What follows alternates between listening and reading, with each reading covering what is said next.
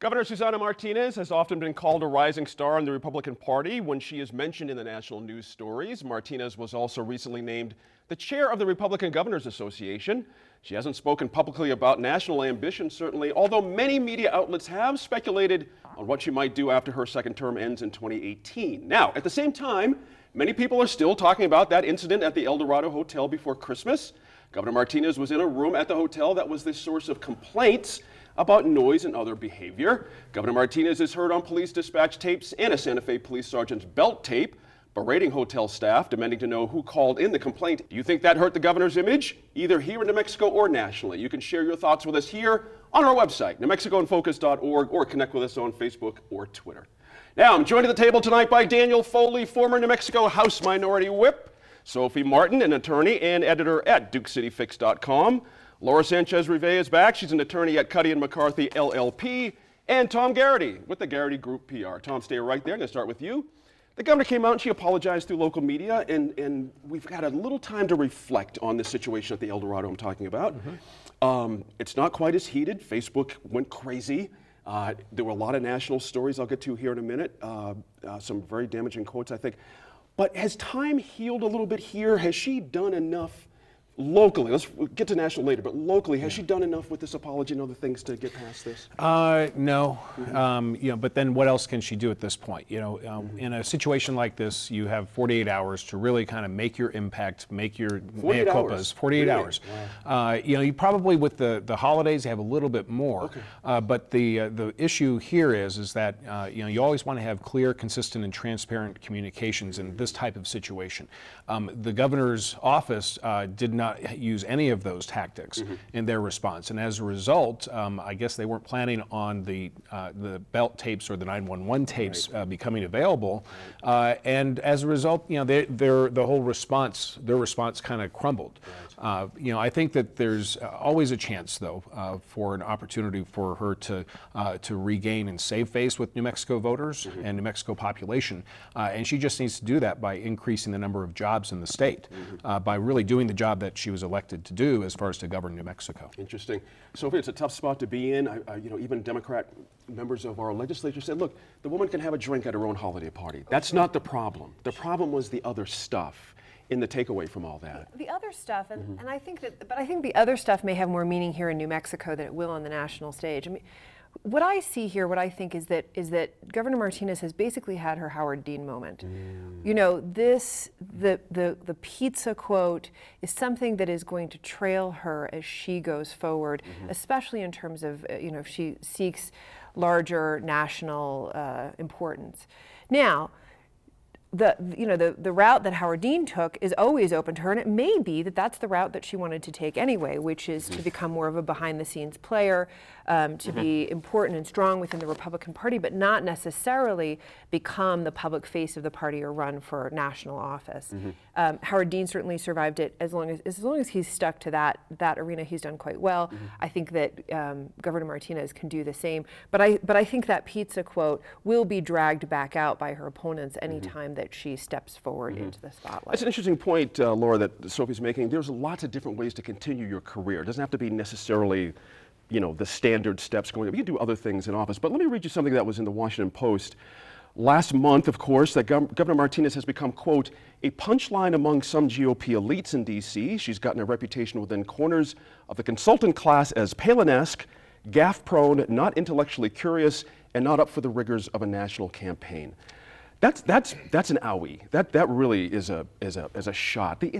What was your first gut reaction when you saw that? Because that in the geology of the paper, that's made for inside Washington people. Definitely, yeah. And I think that's very telling about the perception there inside the Beltway of her. I think there may be some difference between that perception and the perception outside of the Beltway about it, but you still have to be taken seriously in DC to be able to make it to those higher echelons.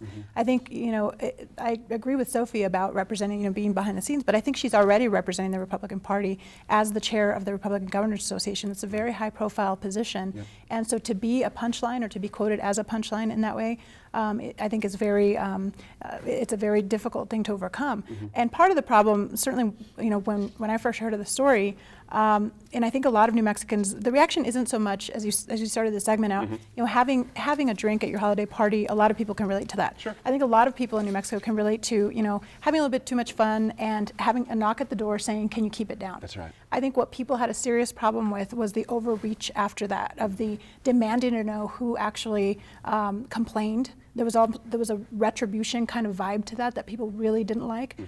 This idea, you know, demanding, "Do you know who I am?" kind of thing. It's just, it reminded me of Reese Witherspoon when she got pulled over, you know, and she basically said, "Do you know who I am?" People don't like that, to be, you know, reminded. But she of also that. apologized for that within 24 hours. Well, she The did, Tom's but point, I right. think that, you know, there was no acknowledgement that she Right. had, you know, some drinks, that maybe her judgment was clouded in some way. People want to hear, you know, people take responsibility for that, and I don't hear that that's been done yet.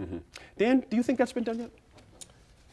Well, let me say this, Gene. I think when you apologize, you have to make sure that the apology is sincere and that there's no gaps in the apology. And what I mean by that is when you say, "Look, I'm sorry this happened, and this is the way it went down, and I had one drink, maybe 1.5 drinks in 5 hours," and you listen to those tapes, I don't think anybody believes that. So that makes you then say, "Are you really sorry for the other stuff?" As someone who's had to apologize before, I could tell you, you better get up and you better say, "I'm sorry, I take responsibility for it, and the buck stops here." It can't be, "I'm sorry, and it's not my fault," or "I'm sorry," and if they catch you doing something, if you say you didn't do it, Right. you better not have done it. You better not leave a gap in the story. I think that Meaning a 6-hour-long. or days. Maybe that happened 6 right. hours ago. Right. you Or, know, but the not even bottle that. thing. I wasn't drinking, but then 2-3 days later, the belt tapes come out, and you hear more of the conversation. You go, "That's not the same person I hear on interviews. That's not the same person I hear at the State of the State." And so, I think it's damaging. Now, do I think it's a career ender? You know, you asked a question of Tom. How does it affect her locally? I don't think it matters. She's not running for anything again. She's done. I mean, unless she goes back to run for DA or Attorney General, who cares, right? There's always a Senate seat. That's right. I mean, unless you run for Senate or something like that, then you need the people in New Mexico. If you're looking to advance yourself nationally, you know, the one thing that politicians have, and she's a fairly young person in the political arena to be where she is, time is on her side. Gotcha. So, you know, if you kind of step back, and Tom, everybody at the table has been right. You know, this can be fixed in 6 months. If 6 months from now the job numbers are through the roof, the reserves are in, you know, we've addressed DWIs, the education crisis in New Mexico has turned around, all of that stuff happens, you know what? It's a joke. People always make fun of it. People make a comment about it, but there's a comeback. Here's the 7 You know- things I did. Please. But the thing is, I think the perception nationally, and you know, when that whole story hit, the amount of people from out of state who started, you know, talking about this, no, and it was such a punchline, and certainly was on those of national us, media. those of us with, you know, out of state friends, it was nonstop barrage about our governor. part of the conversation and for you every know, holiday it was call also made. right around the time that the Gildan New Mexico Bowl happened, and I was at the New Mexico Bowl. The number of signs that people held up referring to the pizza quote, and you know, somebody had a sign up that said, you know, "I haven't dropped a bottle in 6 hours," and this was national. But you That know was what's interesting? ESPN. But That's you know a what's big interesting? deal. And that is true. But you know what's interesting, and I don't want to take the conversation in a different direction, but I'm going to say this. What's interesting is you watch what happened to Sarah Palin. You watch kind of what's happening in this scenario with Susana Martinez, and yet you look at the number of male elected officials or male politicians that have had similar type gaffes, that it's, oh, slap on the back, funny guy, he's the life of the party. And it kind of seems like a guy can do something, whether it's make a comment at a bar, be seen. I mean, there's politicians, the videos of them dancing at sorority parties have come out, and the comments are, "That's the guy I want to hang out with. That's You're a great such a feminist. congressman." Listen to you. Right, but women do it, and it seems. I think yes and no. I think yes and no. I mean, I think Howard Dean is sort of the perfect example of that was a meaningless, really a meaningless moment, and it ended his presidential campaign.